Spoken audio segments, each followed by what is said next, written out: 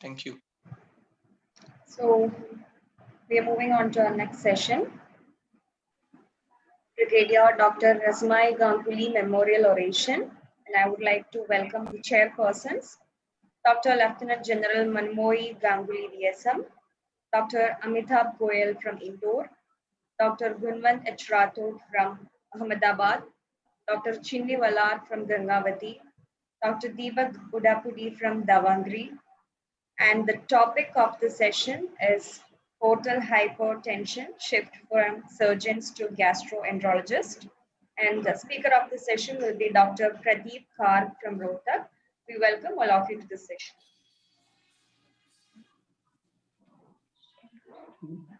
Can I start, sir? Yes, sir. Please start. And Dr. Pradeep. Yeah, please go ahead. Hello. Good afternoon, chairpersons. Actually, Dr. Garg. Sir. Hello, I'm Dr. Amitabh Goyal. Sir. May I have the privilege to read your citation? Sure, sir, sure. Why not? Sure. So it is my privilege to read the citation of Professor Pradeep Garg in 80th National Conference of ASI and first virtual National Conference of Association of Surgeons of India. Professor Pradeep Garg was born in 1957. He has had a brilliant academic record with gold medal winning habit right up to the completion of his post-graduation. He is currently the senior professor and head of the Department of General Surgery at the Pandit B.D. Sharma Postgraduate Institute of Medical Sciences, Rohtak. He totals over 34 years as a postgraduate teacher and 17 years as a head of the surgical unit. He is an ever popular teacher and examiner for both the University of National Board of Examination streams. In fact, he has won the coveted Teachers of Excellence Award from the Union Ministry of Health for his work done for the National Board of Examinations.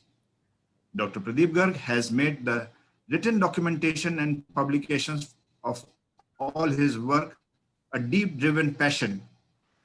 He has an astounding 230 printed articles in his name, covering a wide range of general surgical topics.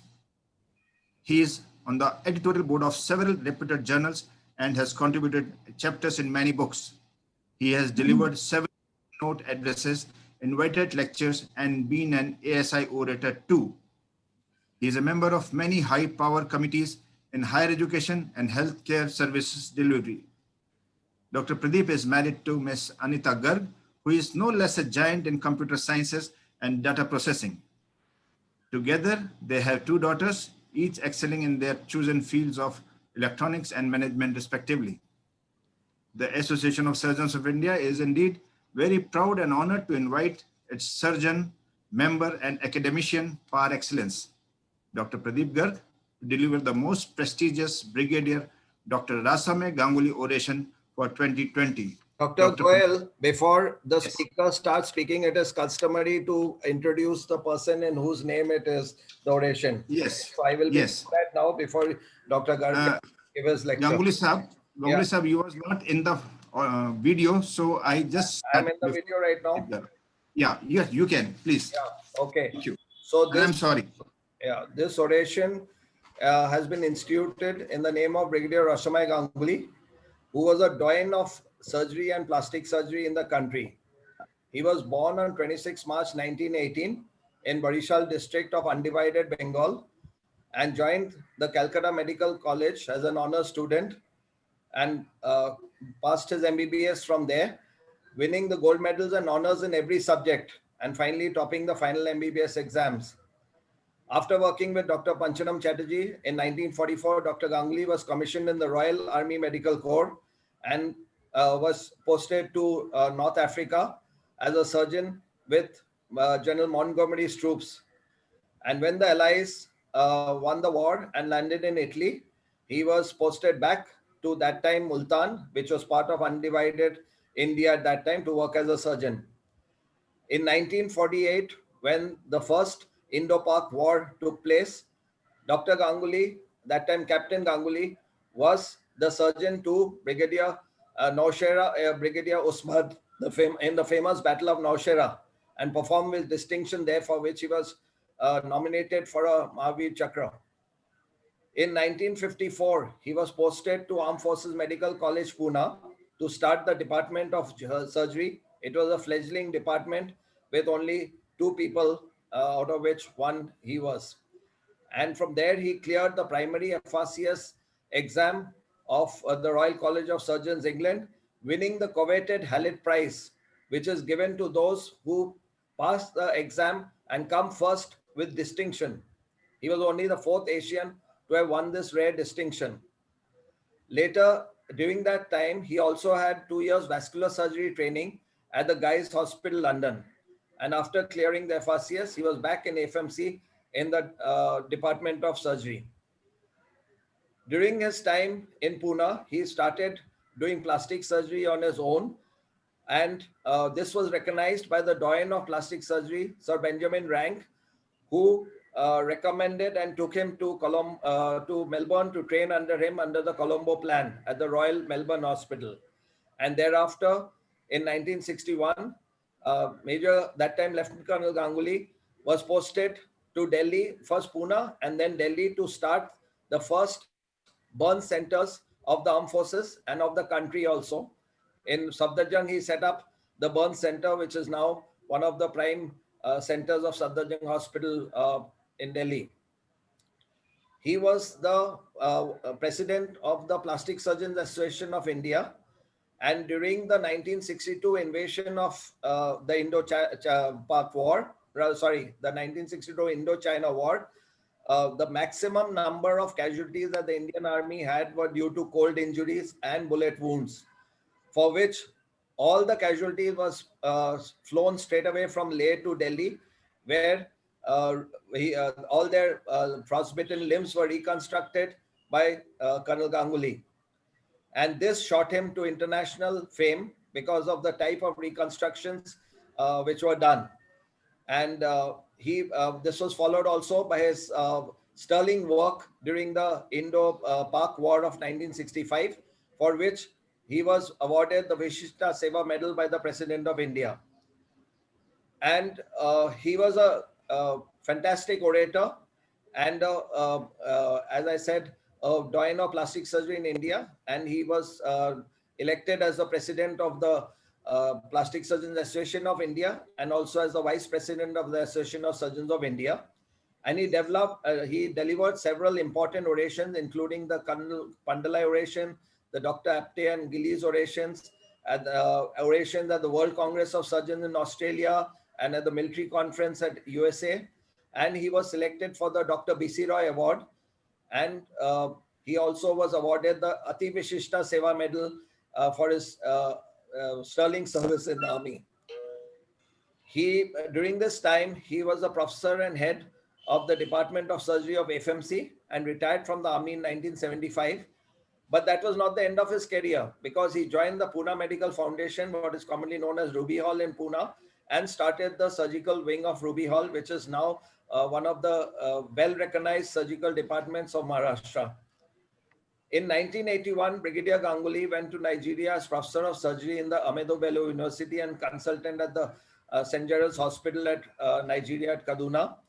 And there also, with his skills, he was the only plastic surgeon in whole of northern Nigeria with his skills. And his waiting list for plastic surgery alone over there was over 1.5 years. So he continued to serve as professor of surgery in Nigeria for the next 18 years. After having attained the ripe old age of 80, he decided to return to India. So he quit his job in Nigeria and came back to settle in Kolkata. Unfortunately, he passed away on 14 February 2001. Brigadier Ganguly was known for his democratic and participative working style, astutely recognizing individual strengths and assigning appropriate responsibilities, while guiding and motivating them to deliver their best. He has trained generations of surgeons of the Indian Army, and all those who have served as undergraduate or postgraduate students under him have risen to great heights in national circles, and they all remember him very fondly. So this oration has been instituted by the ASI in the name of Brigadier Roshamai Ganguly. And I invite Dr. Pradeep Garg to deliver his talk today on portal hypertension. Dr. Ganguly, if I hurt your feelings, please folded hand. I apologize. Okay, it's fine. Thank you. Yes, Dr. Garg was started his oration, so I started before. Sorry. It's okay. Thank you. Welcome. Can I start, sir, now? Yes. Good afternoon, chairpersons. At the outset, I'd like to thank the administrators of ASI for awarding such a prestigious oration to me. Actually, portal hypertension is one disease which is very common in North India. I'm sure it is no less in South India also because of rampant alcoholism. Earlier, 25 years ago or 30 years ago, we the surgeons used to bear the brunt of its management. Gradually, this has shifted over to gastroenterologists now. Next slide.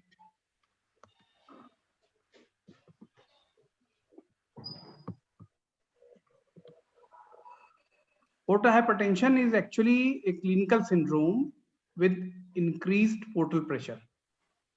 And I hope everybody knows that it's not possible to measure the portal pressure directly because it is an invasive procedure, it's highly inconvenient, and clinically it is impractical. So portal pressure is actually measured indirectly by measuring HVPG, what we call as hepatic vein pressure gradient. Measuring hepatic vein pressure gradient is simple, safe, and reproducible. Hepatic vein pressure gradient, normally it's not more than 5 to 6 millimeters of mercury. When it goes beyond 5 to 6 millimeters of mercury, we label this as portal hypertension, but a value of 7 or 8 is difficult to measure because that's very early stage. When it reaches more than 10 millimeters of mercury, when one can predict the complications, and when it goes beyond 12 millimeters of mercury, this is definitely a threshold for esophageal variceal bleeding. Now, this is a summary slide where I say that operative decompression, which we used to undertake 25-30 years ago, it carries a high mortality. Hence, it has been replaced by medical therapy, effective medical therapy, endoscopic intervention, and endovascular techniques. Now, these are the three things which have been taken over by the gastroenterologists. The clinical reality of portal hypertension even today is that we generally address advanced stage complications of this disease. If detected early, this is just theoretical. It can be managed by drugs only. But this is theoretical. We hardly are able to detect portal hypertension in early stage. So as I said, it is managed nowadays largely by gastroenterologists. Surgeon's role comes only in the terminal stage when gastroenterologists can't do anything and liver is to be transplanted, which is gradually getting popular actually. Sometimes the center which does not have facility of liver transplant or other endoscopic facilities, there we still do decompression provided a capable surgeon is available. Now this is a brief about pathology. There is a pressure gradient is built due to resistance to blood flow. Now this is the sinusoid, right? Pre-sinusoidal, this resistance can be at the level of pre-sinusoidal level, in the sinusoids, or post-sinusoidal level. We all know that the liver receives about 1000 ml of blood per minute, of which almost 80% comes through the portal vein and 20% comes through the hepatic artery. That's the distribution of hepatic flow. As far as the etiology is concerned, prehepatic, it can be divided into prehepatic, hepatic, and posthepatic.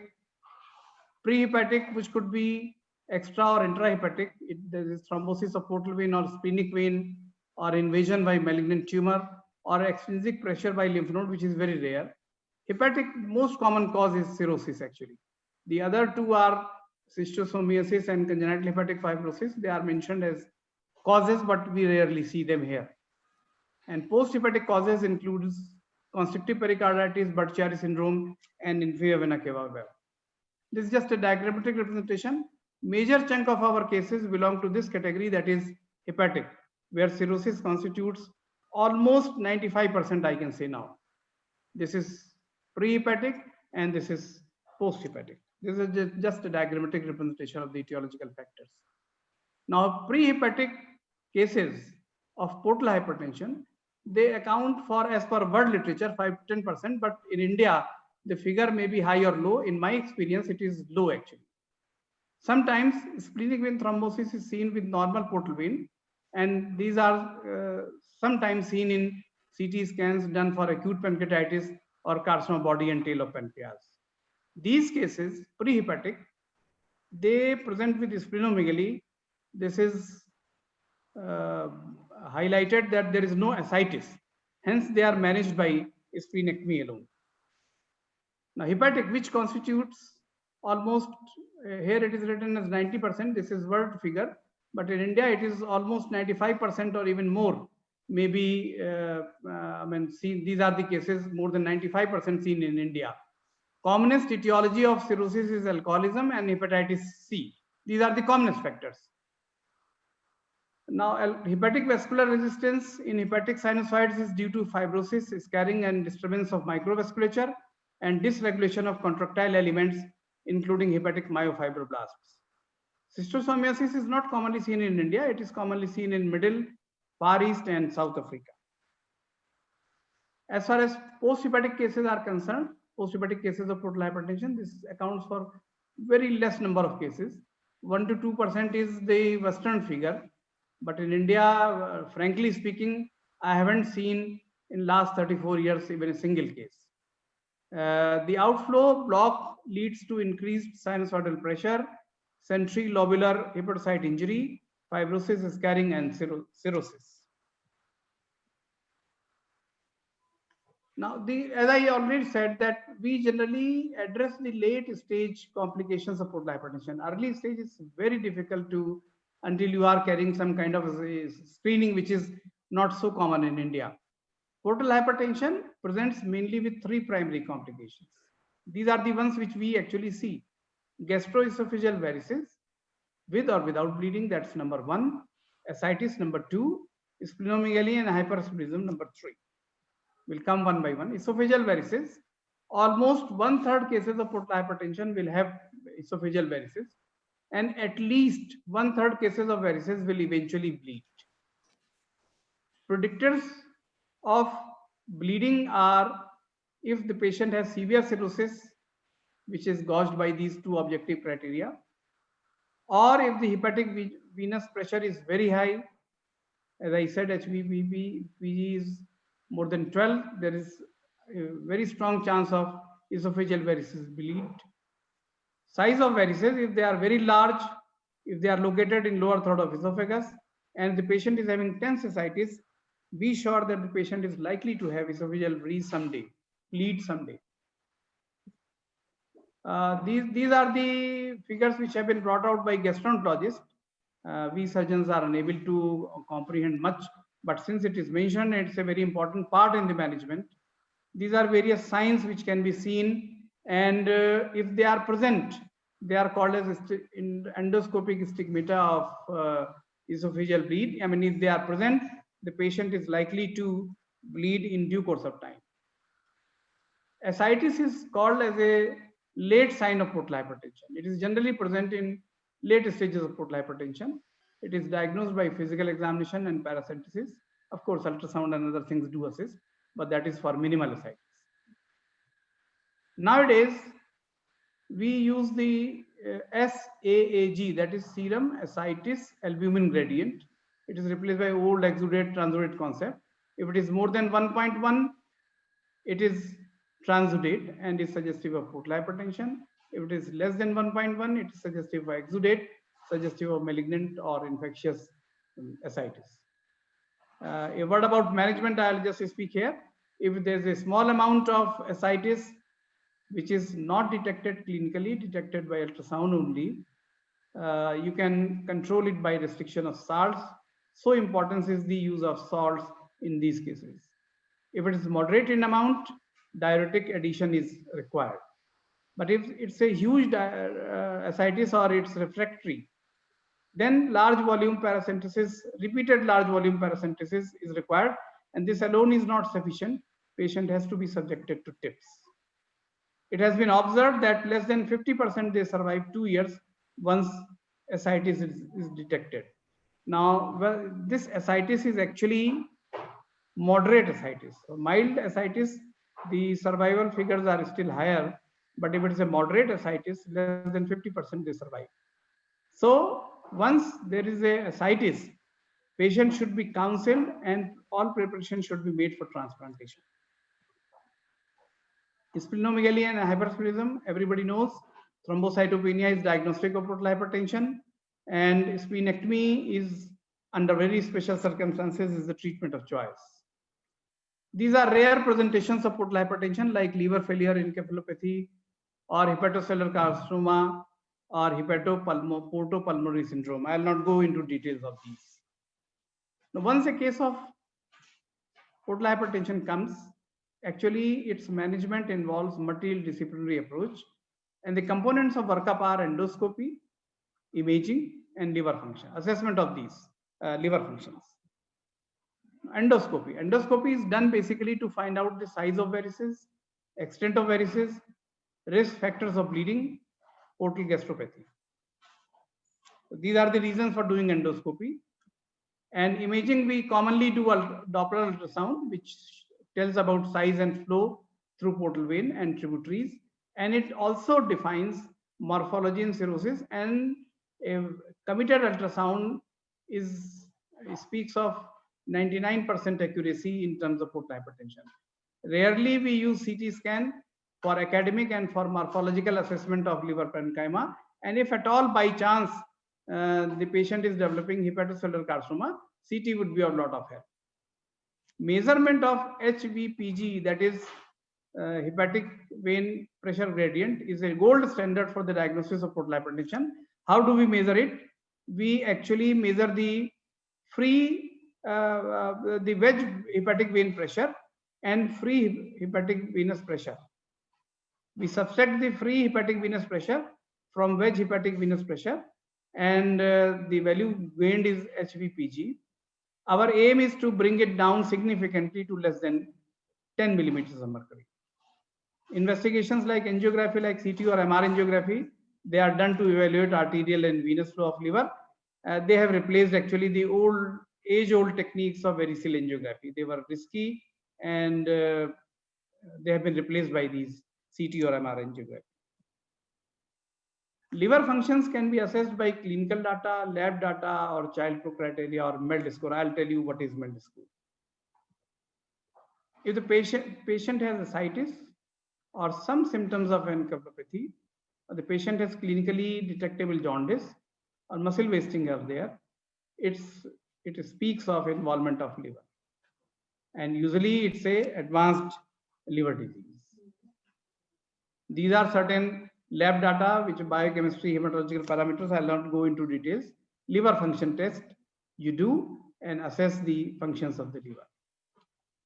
Now, two important scoring systems which are very relevant in portal hypertension are Child-Pugh score to measure the severity of portal hypertension, and similar is the MELD score. MELD score is model for end-stage liver disease. We all know that if the score, I'll show the table later on, if the total score is between 5 to 6, it's grade or mild severity.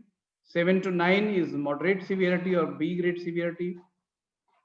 And C criteria, child criteria C or C grade severity is when the total score is more than 10. For MELD score, this is the formula. This is employed by all units which are undertaking liver transplantation, where the patients are waiting for transplant. If the score is 8, this is the formula by which we calculate the MELD. If it is 8, we continue with the follow-up almost 3 monthly.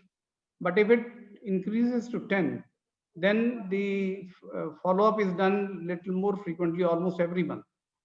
When it increases to 12, we have to initiate prophylaxis for spontaneous bacterial peritonitis. And when it is 19, it's sure that the patient will require transplantation. We should counsel, we should arrange for it, and we should do all what is needed for liver transplantation. Now, this is a table of child PUG score, which is so common. There are 2 clinical parameters, encephalopathy and ascites, and 3 lab investigations. This set of findings is given score 1. This set of findings is given score 2, and this set of findings is given score 3. We add them all and come to the final figure. Now, coming on to the management of portal hypertension, I have been repeatedly saying that the clinical reality, not in India, but world over, is that we address advanced stage complications of portal hypertension.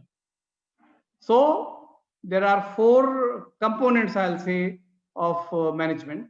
Prophylaxis for esophageal varices. You might remember that majority of you were, when you were PG students, there's no prophylactic treatment for esophageal varices. It used to be taught that until patient bleeds, you do not intervene. But now there is established prophylactic management of esophageal varices. Management of acutely bleeding varices. Here, where a surgeon comes into play, all physicians quickly transfer the case to surgeon. They are frightened with blood, and the surgeon has to actually come here. But then it's a team of surgeons and gastroenterologists which manages effectively. Once bleeding is controlled, our job is to ensure that the rebleeding does not take place. Management of ascites, which I have already highlighted. Management of splenomegaly in certain situations, you do splenectomy. Now, esophageal varices. Actually, past century or little more than that has seen a shift in the treatment of this esophageal varices. Actually, the moment you see a patient of cirrhosis, these should be regularly screened to detect any esophageal varices.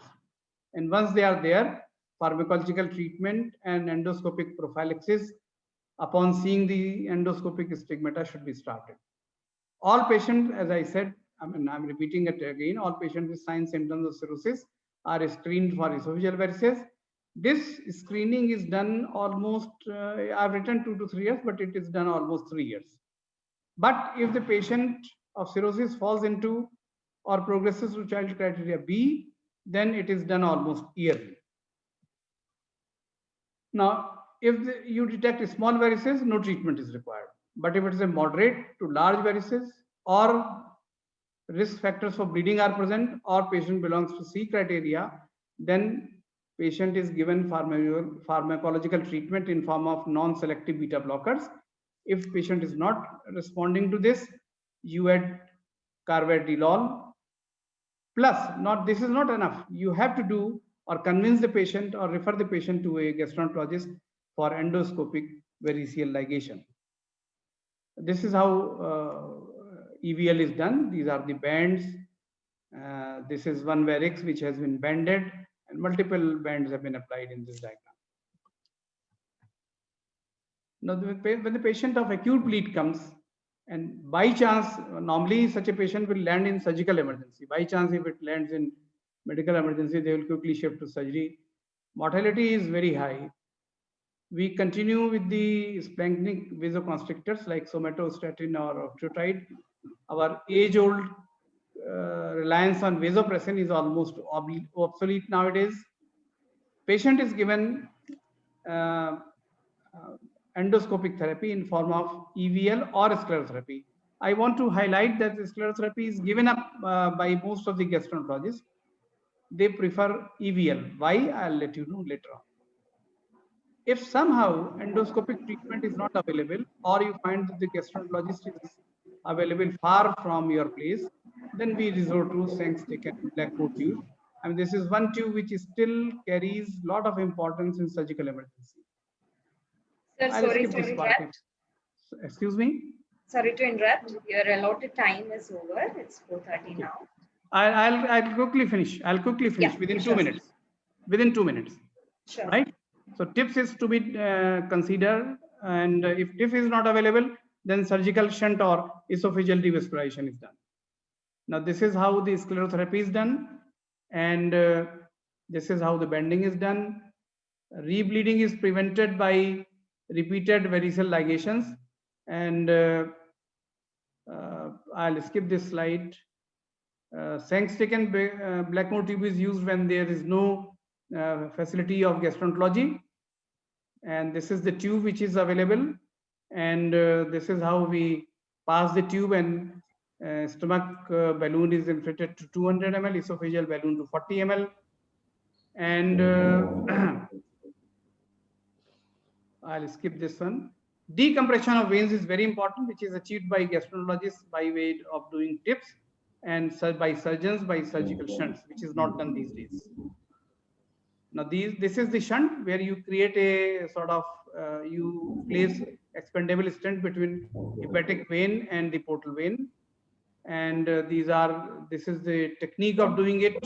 This is in vivo picture where you use transjugular route, needle is passed, guide wire is passed, over which the stent is there, which is inflated to bring the pressure to less than 10 millimeters of mercury.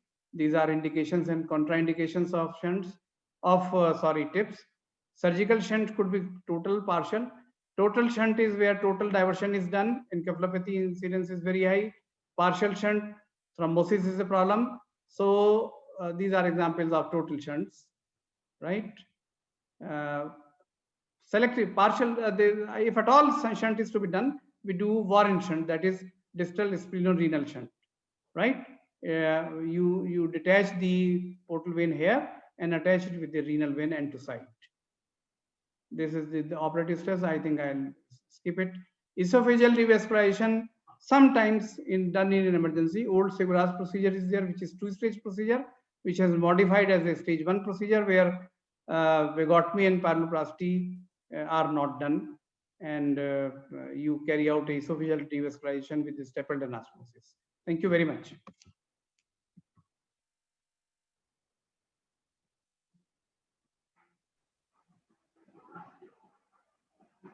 Thank you, sir. So we are moving on to our next session.